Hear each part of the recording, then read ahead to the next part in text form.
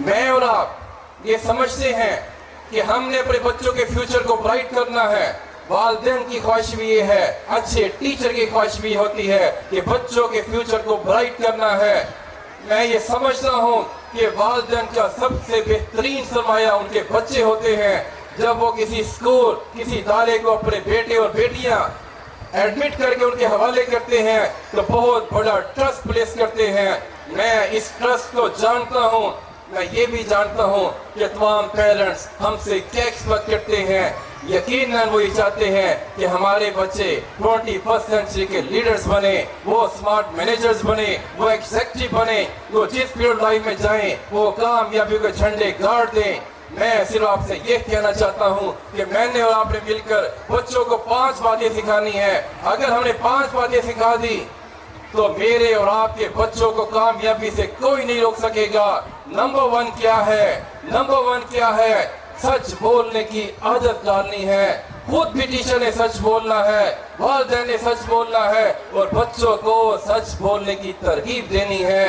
آپ صلی اللہ علیہ وسلم کی حدیث کا مفہوم ہے, سچ نجات دلاتا ہے, جھوٹ ہلاک کرتا ہے.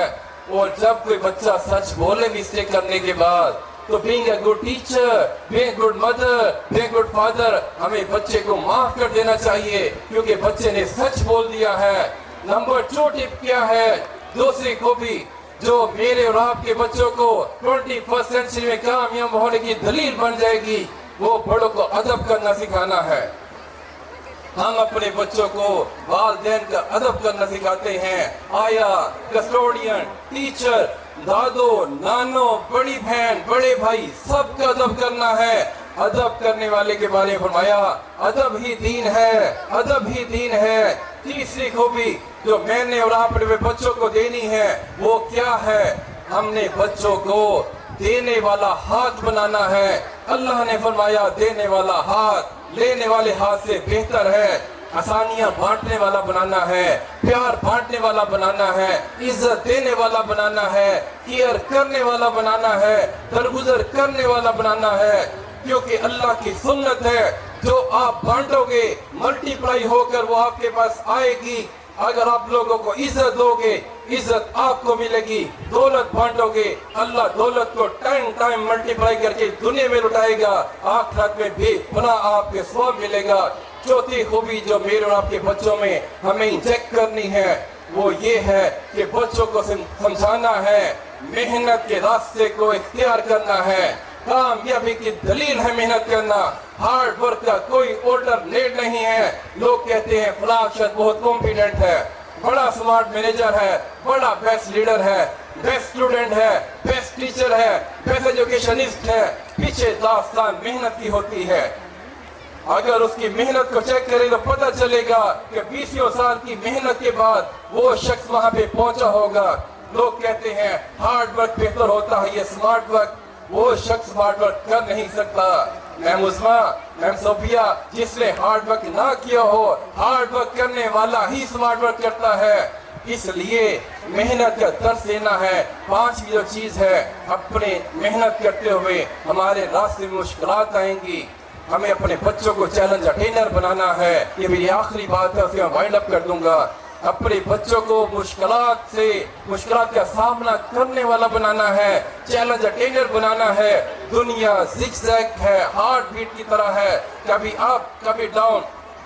میرے بیٹے نے مجھ سے ایک سوال کیا کہ بابا ابھی بھی آپ کو کوئی چیلنج کا سامنا کرنا پڑتا ہے؟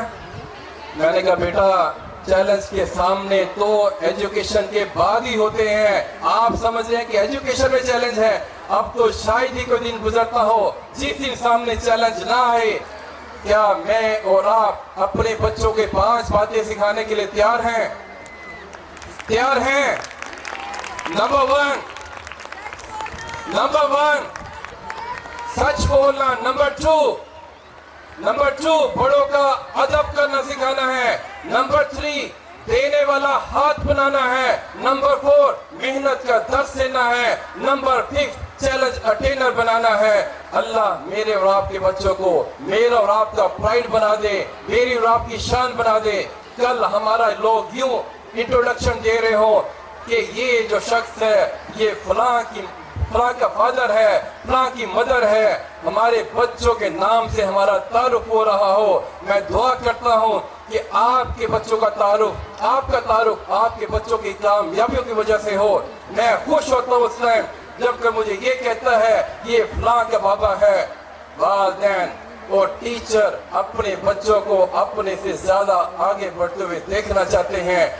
میں ونس اگین آپ سب کو اس دل سے یہ کہہ رہا ہوں جزاک اللہ. میں آپ سے خوش ہوں، اللہ آپ سے ناظر خوش ہو جائے. جزاک اللہ. Thank you very much.